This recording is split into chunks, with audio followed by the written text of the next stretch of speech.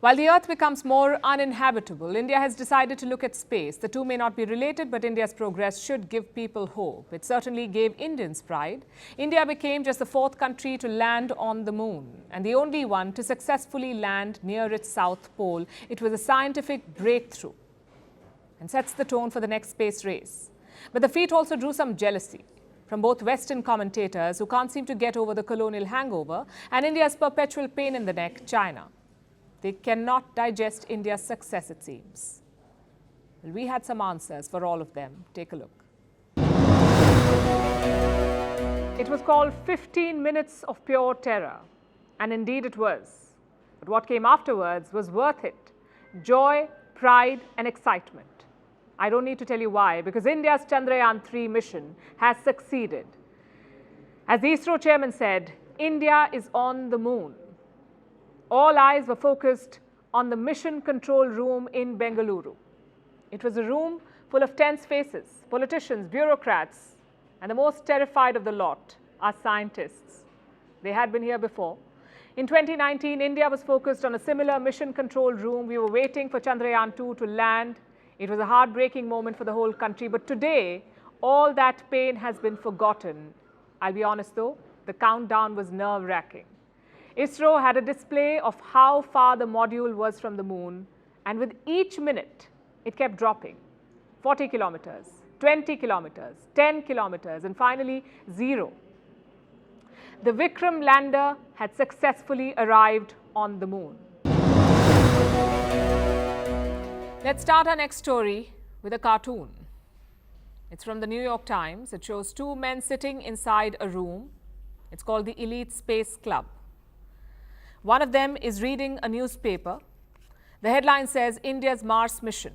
It is shown as a man with a cow. India is shown as a man with a cow knocking on the door. I'm sure you'll agree that this is racist and in very poor taste. I'm sure you've seen the cartoon before, including on this show. We've been asking for an updated version. Will the New York Times publish something that is more in tune with reality? We're not holding our breath for a response, because the West is back to playing its old games, discrediting India's achievements and questioning India's motives. Let me lay out the facts first. Chandrayaan 3 is an Indian mission in space. It is the world's first to land on the moon's south pole. This is a fact. As we speak, the Pragyan rover is out exploring, looking for traces of water. This too is a fact. Also a matter of pride for India. A big achievement for science and a gift to the world. But how have they responded? With skepticism, condescension, and their trademark hypocrisy. So China's cabinet is looking a bit shaky, but their propaganda machine seems absolutely fine. Their latest target is India's moon landing. Last month, Chandrayaan 3 of India landed on the lunar south pole. We saw it, you saw it, chances are the whole world saw it. But China says, not so fast. A top Chinese scientist is disputing India's claim. His name is Ouyang Ziyuan. He's considered to be the father of China's lunar program. So he's one of the best that they have. And what is he saying?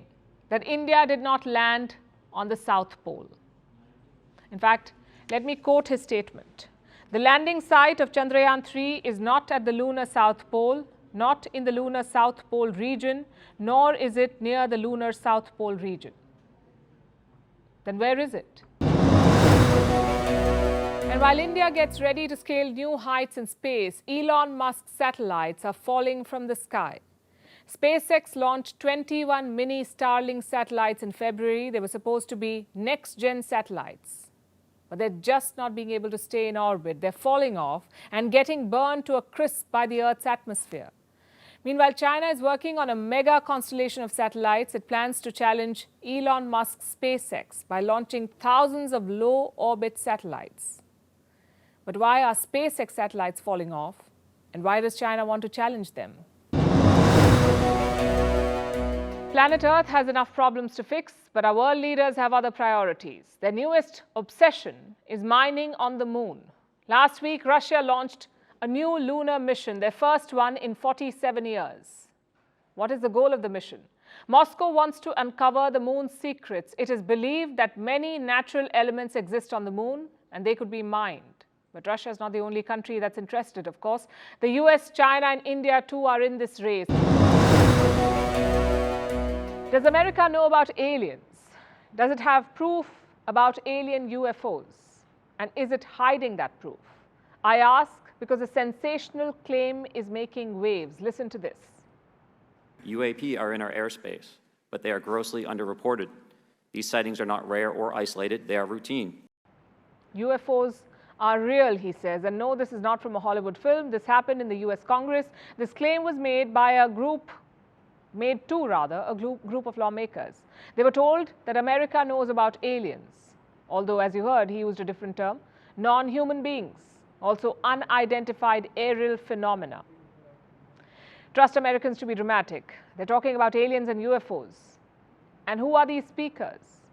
Former members of the US defense establishment. They worked for the Pentagon. Some flew military planes, others analyzed intelligence. This week, they appeared before American lawmakers from both parties.